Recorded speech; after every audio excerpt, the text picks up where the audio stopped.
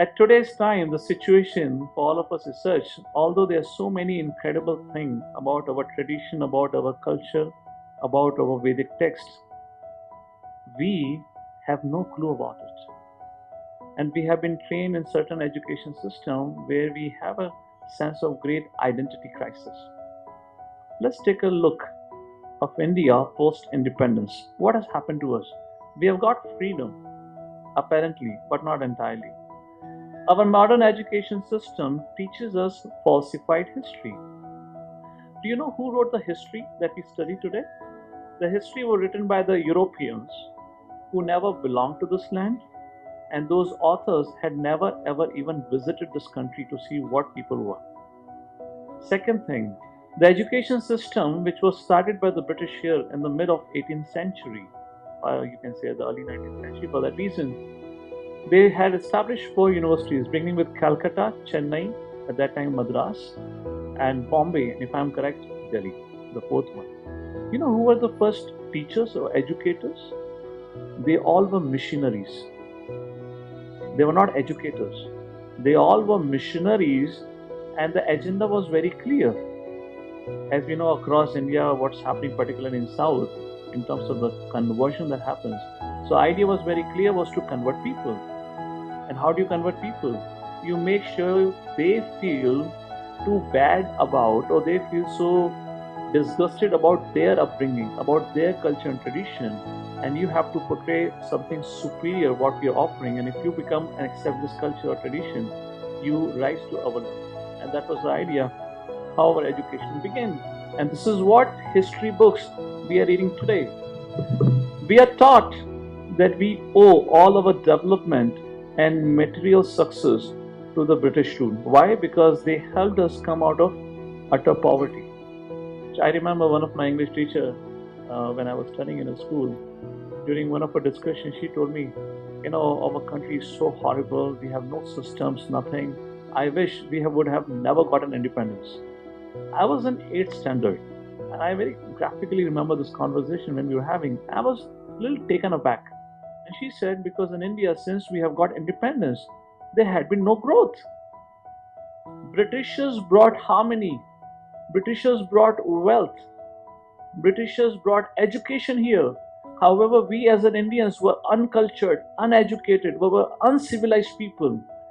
Imagine if you have a teacher like this teaching in a school, what kind of kids will come out of that school?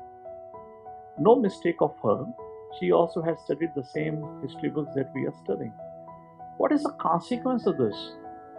At least as I grew up, I had a serious sense of identity crisis. Because when you have been told all through your life that you belong to something which is so inferior, which is so backward, which was filled with so many issues and flaws, when you travel around, definitely there is racial discrimination.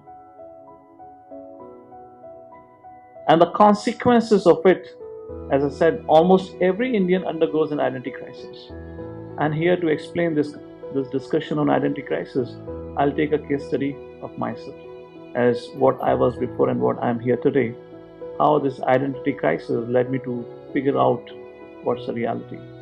I grew up in North. I did my senior secondary and whatever they call up to 12th standard. Then I went to South India to do my bachelor's degree there. At the end of the final year, they all flew to America. So being inspired by the association, I also went to America. I went to America, and there I had a far much more experience of inferiority complex.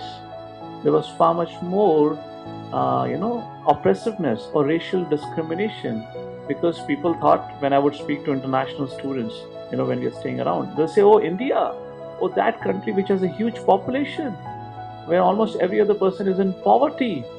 The country whose history was somebody who came from Stone Age, and the Britishers brought knowledge to them, education to them. Or you are the people who owe everything to the Britishers. And what have you done post-independence? Can you imagine as an individual, if you go through these comments, what would be your situation? What would be the turmoil in life? And that is what was my journey. However, there was a change of events. And I'll mark with an year. This is 2006. I'm in the 3rd year of my engineering degree. And I, along with my friend Abhiram Anagi, goes to a road trip to Pondicherry, Kodaikanal, finally we end up in Munnar. And this is the time of my life where I'm going through a lot of turmoils. I'm having completely, identity crisis. Being a Hindu was becoming a great challenge for me. A lot of conflict within me, because within Hindu, the major problem, as I say, with Hinduism is it's polytheistic. There are many gods. You have no one God. And I was living in the association of people around with a lot of Christians and so forth. And I naturally felt that. Just before I went for this road trip, at that point of time, I had started, visiting church. I was reading Bible and so forth. It was quite appropriate. It was quite good.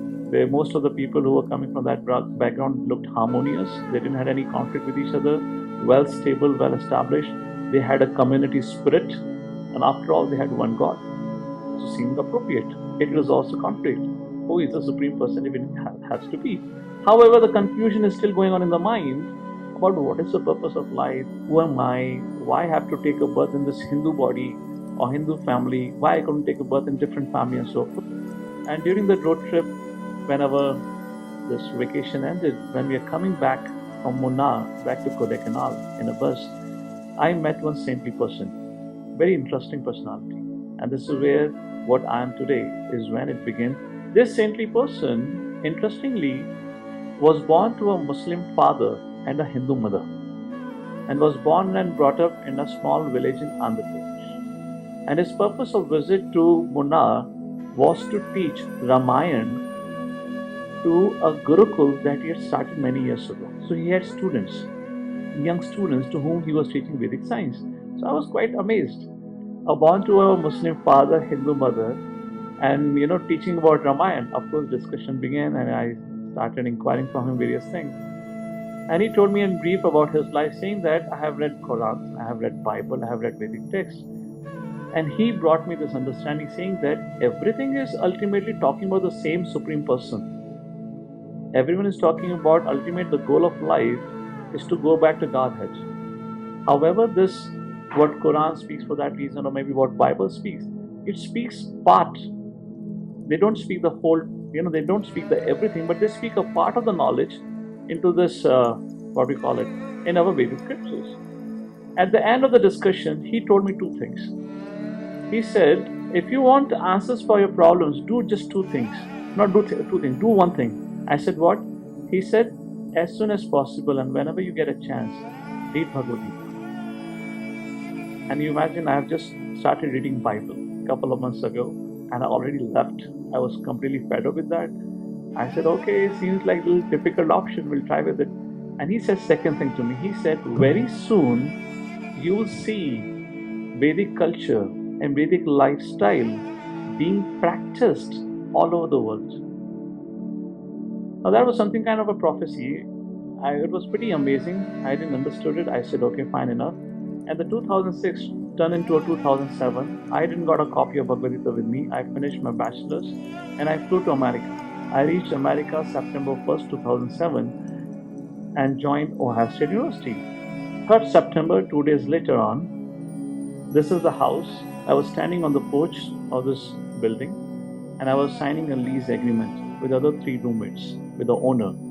Right opposite, across the street, was another bungalow there. From there, a family came out. It was an Indian family dressed in dhoti kurta, shaven-headed with a big tilak. And the more astonishment happened, just after a few minutes, right outside this, there's the road. A car parked in there. An American family came out. Husband, wife, and 2 kids. Husband is nicely clean-shaven with a big tilak, and mother is dressed in the saris that Indian mothers wear. And the kids were so nicely dressed up in a dhoti kurta. There was a young boy and a young daughter. And at that point of time, this thing that very soon you will see Vedic culture being practiced all over the world was ringing in my head. I immediately signed off the paper. I said, well, you continue your discussion. Give me some just few minutes. I'll come back. And I followed this back lane which goes behind. And right behind my house where we had rented was this building, right at the corner. Outside of it was written in big letter, International Society for Krishna Consciousness. I had lived more than 20 years of my life in India. I had never heard of ISKCON. I had never known ISKCON existed. And I ended up behind this. I entered the temple building and it was the day of Janmashtami. and there was a huge gathering in that house, which was apparently a house turned into a temple. And when I walked inside there was a beautiful altar with Radha Krishna deities up on the altar. And right at the entry point, there was a big bookshelf. And there, the bookshelf, if you see a bookshelf, you will see a lot of copies of Bhagavad Gita. Like that on the bookshelf, there were copies of Bhagavad Gita. And I'm there at the doorstep, totally stunned. Why? Because they are African Americans, they are Europeans, they are Indians. There was some Japanese couple also that time. I saw the whole world, literally, people from different cultures and backgrounds sitting in that small room, which was literally the size of this temple hall. Sitting in that room in this kind of attire, which you call in India as a Vaishnava attire. They all were sitting with that, and 2 points were ringing in my head. Read Bhagavad Gita when you get time. Second, very soon you will see the Vedic culture being practiced all over the world. I couldn't take off, I don't remember if I took a copy of Bhagavad Gita then or not. I came back because I was staying a couple of miles away at someone else's house on a temporary accommodation. After a couple of days, I moved back to the house that I just showed you, and months passed by. I would visit the temple once in a while, but because I was struggling with my own sustenance and maintenance, because I've just reached America, where before you spend $1, you convert in Indian currency, and you measure how much money you have spent. Before reaching, I was said that scholarship will be given, but when I reached there, I was told the condition of scholarship is you have to pursue PhD, and I wasn't much ready for that, so my scholarship was on hold. Now I have to spend every single penny for my living as well as for my education. It was a big anxiety and pressure. And to add to that, as soon as I reached America on the September 1st afternoon, I was on the Columbus airport. You're going to America with, an education stay there. So of course, your mother have packed a lot of food for you. So there is a big luggage that you're carrying. I'm not able to find any trolley. I'm wondering, what kind of country is this? They told me this is a rich country. And I'm pulling my luggage here. There's not even a single trolley here. After a couple of minutes, being exhausted and tired, I saw in one corner, a lot of trolleys were piled up together. I said, thank God, finally I found the trolley. The luggage was not supposed to be left somewhere because there were notices. Don't leave your luggage unattended. So I went and I'm trying to pull out a trolley. And trolley is not coming out. I'm pulling out a trolley, not coming out. Then finally, kuch nahi hota to India mein jugaad hota hai. So I got into my jugaad panti and I saw where it is stuck. And I'm trying to, push it aside. And suddenly I hear a loud sound. Hey, what are you doing? And I turned around, there was a policeman. I said, sir, I need a trolley. There's a lot of luggage with me. And then he said, have you put that $2 in that counter? I said, $2 for what? He said, if you want to use a trolley, you have to put a $2. There was a counter, so you put a $2 and then the trolley gets free. I didn't tell him, but I thought, yeah, you said your country is rich. My country is more richer than you. You can carry trolley anywhere. You can carry trolley from the shopping mall to your house. Nobody tells you anything. And here, just to carry a trolley within the terminal area, I'm on the exit door, I have to pay $2. And that was my entry at the beginning. And when I was spending $2, I was converting into Indian currency. And that time it was 40 rupees, 80 rupees. And I like, 80 रुपए खर्च करके भी खुद ही को ढोना है. इससे बढ़िया तो इंडिया है, तो उसमें एक लगेज वाला भी मिल जाता है, वो कहते हैं कूली, वो कूली लेके जाता है, यहाँ मुझे कैरी करना. So this is how the mind goes on. And life was hectic, life goes on. After a while, after just a week or so, I went to a salon there to get my hair cut. I went peacefully, sat.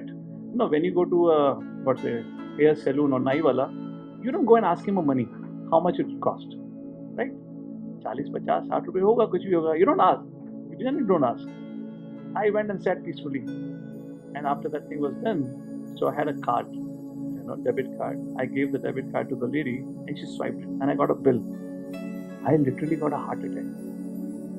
You can't guess, for my first haircut, how much I had to spend in America. $15. And I converted into Indian currency. मैंने कहा 600 रुपए में तो पिछले 10 साल का भी hair cutting का बिल नहीं रहा है. And there was a urge of bargaining. When something was really off your budget, you bargain. I'm looking at her face clueless, and she's looking at my face clueless. What do you also say? And the words are not coming out of my mouth. Thinking, then how do I bargain? She is already deducted from my debit card. She cannot pay me back. The next 2 years religious side never went for GITA. So the point I'm trying to bring is that was a life. It was hectic, it was difficult.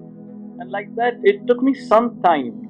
There was a change of event again in my life that allowed me to go back to temple and think more seriously. It was a spring break of 2008 when we had gone on a vacation with a Christian group, a local Christian group. They were organizing a trip. I went along with them to Washington DC. It's just some of us here. The group was around 50, 60.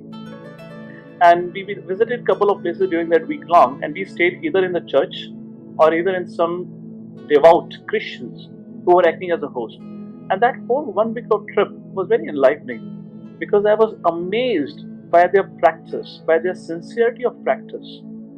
I was staying one evening or 2 days in Washington DC. I was staying in a house of a very rich person who was a very devout Christian. And very interestingly, when we would have a dinner together or lunch together, the family would not begin to eat unless every single member of the family had come from wherever in the part of the city they were. When I saw that, I felt like this is very nice, very sincere. And every morning we were going to church. At that point of time, during this visit along with them, I realized that I also need to study Bhagavad Gita to really understand what our culture and to really get answers. And that's how my journey began. When I came back from that trip, I joined the study group, Bhagavad Gita study group, back in Columbus.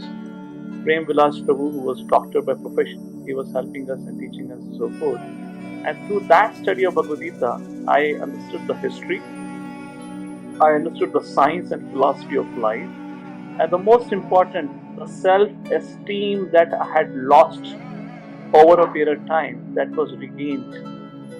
And that's the time I had some pride, some sense of that we belong to something which is valid, which is authentic. However, we are not taught about it.